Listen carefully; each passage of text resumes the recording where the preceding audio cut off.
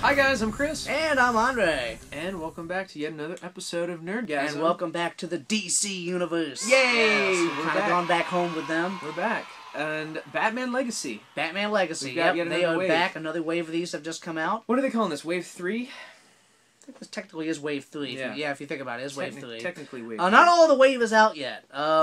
There is a Nightwing and a Harley Quinn that have not shown up yet. We can't find them. Can't find them yet. We found the rest of it, though. So we're going to look at that right now. Starting off. At the very beginning. The very beginning. The humble beginnings of Batman himself. Now, here you go. The first appearance of Batman as created by Bob Kane and illustrated by Bill Finger. This is how he looked on Detective Comics number 27. Some of you newer fans may remember this costume from Batman Brave and the Bold, when Batman's father dressed in this costume at a costume ball. That's right, the costume kind of a party. nod to the Golden Age Batman. Of course, that was voiced by Adam West. That was a nice touch. All right, let's take a close look at him in the package. Yep.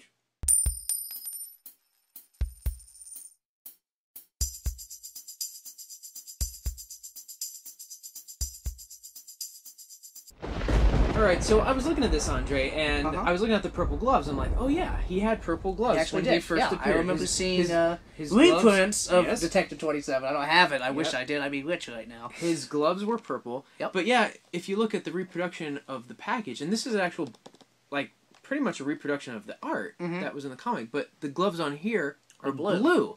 So I'm like, well, the purple ones are correct. Yeah. So what I did was, I went back, and I got this old book from the 80s, and it actually has the original reprint. It almost looks like they kind of color photocopied them on there. Yeah, it actually has like the... It looks like the newsprint. Yeah, the way it's like the reprinted. old newsprint on there. So we'll take a look at this.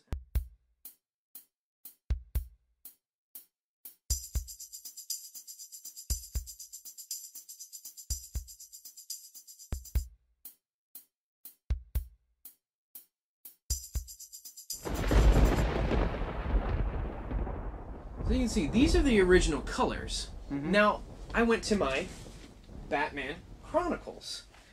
And what I noticed is, DC is changing history. Yeah, they definitely have blue gloves in this. They've changed the colors. See, I think what we have here is DC trying to do some remastering of things. But in doing that, you kind of, change, as you say, change history. Changed history. The vision that was brought forth in 1940 is not there anymore. It's recolored and redone. Yes, it is brighter and nicer to look at, but it's not the way it was colored originally. Right. And as I scrutinize these and compare it to the obviously original one here, not only did they change colors, they edited. Look, this villain here. He actually said they took his speech balloon out in one of these panels. Wow. Yep. I didn't even see that before. Can you believe? That's blasphemous right there. Okay. That's getting the colors mixed up, I can somewhat forgive that. Yeah. But taking people's dialogue out? Yeah. I mean, did he say something stupid? I mean, what was it? He just said, I'll read it here. He's like, sure I did it, but you won't send me to the chair for it. So he makes reference to being fried in an electric chair, which maybe they didn't think that was good. Or maybe they didn't think Batman would send him to the electric chair. But take a good... That's news to me. I didn't know they did that. Yeah, take a look at that.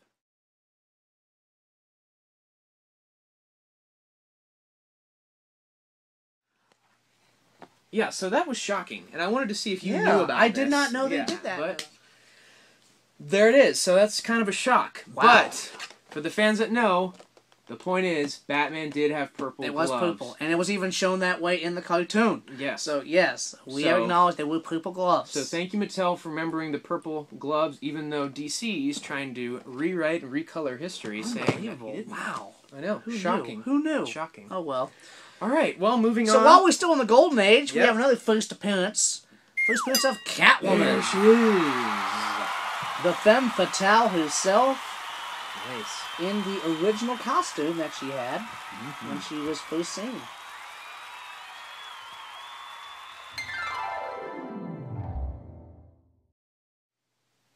She is great. I love the paint there on her chest. It's not like bleeding over into the dress. It's pretty sharp looking. I did see a couple other Catwoman figures though where there was some spray or some splatter from the gloss black onto the flesh of the leg. Oh, okay. You gotta watch those paint apps on there. So scrutinize those before you pick one up. But now, correct me if I'm wrong. Did you ever hear the story that Bob Kane told about his inspiration for Catwoman? I think I heard this one. Yeah, he said that he was dating this really hot blonde chick. Because you remember, in the very beginning, this figure doesn't reflect it, but she was actually blonde. Mm-hmm. Yeah. Right before Selena Kyle, had some blonde hair. She was blonde. And he said that the inspiration was Marilyn Monroe. He claimed that he dated her briefly before she was famous. Okay. And he based Catwoman on her look. Interesting. I don't know. Was it another tall tale told by Bob Kane, or was it the truth? Okay. We'll never know. But yeah, this figure's great. I love it. The cape, the green cape, the look.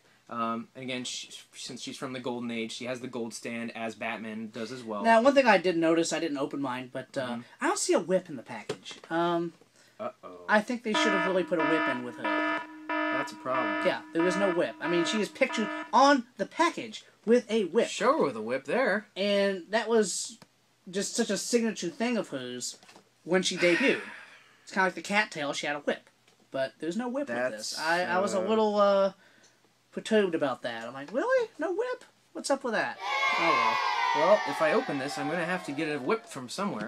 Well, I think I know a place to get one. So show me where. We actually have seen the humble beginnings of Batman and Catwoman. So let's fast forward to today. What do they look like right now? What do they look like today? Well, this is from the hottest video game going right now, Arkham City.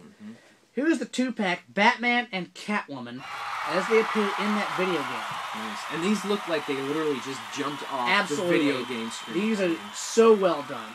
The only thing about these figures, though, I think we've covered this before, is that these are in 7-inch scale. They are not in 6-inch scale, so they're a little bit taller than some of the other figures. We can see the Batman's got a repaint job going here. Instead of the black and gray, he's got a dark blue and gray to him. And of course, Selena Kyle, Catwoman, has the black leather look, and she's got a whip. She has the whip. That whip is quite prominent, as you can see, and she's got the goggles on. Yep. And I do have a set open here. All right, let's take a close look at this really quick.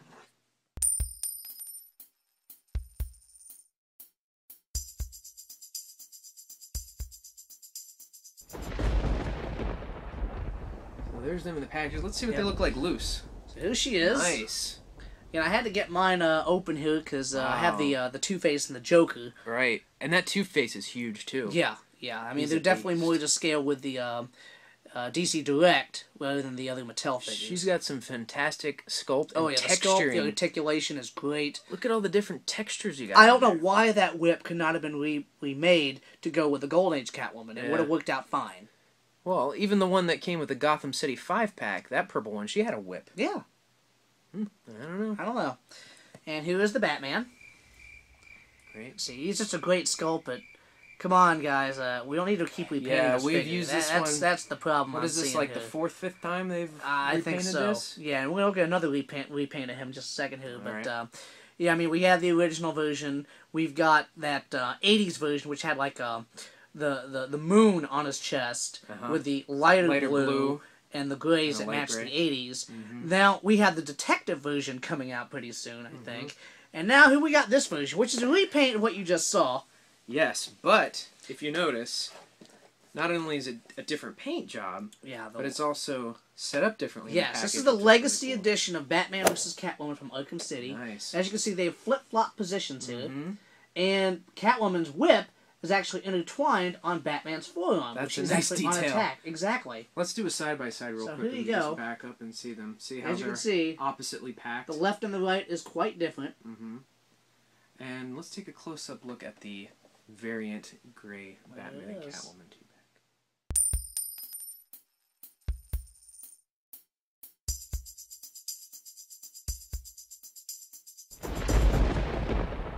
So that's really neat. So there you have it, the black and white variants, the Legacy Editions. So cool. Again, Batman and Catwoman. Just like they came off the video game. Absolutely. Right. Anyway, I love these guys. Yep. Hopefully they'll generate a little more sales so they'll continue. Because you gotta love where your stuff started. I mean, you never forget your roots. Exactly. Yeah, sure, he was gray and kind of crudely drawn or whatever, and with purple gloves, but heck, you gotta remember where you came from. It's Right? Cane and Fingers view. So it was perfect. There you have it.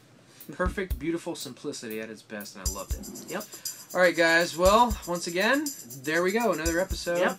This is Chris. And Andre. Signing off again. Another episode of Nerdgasm. Yeah.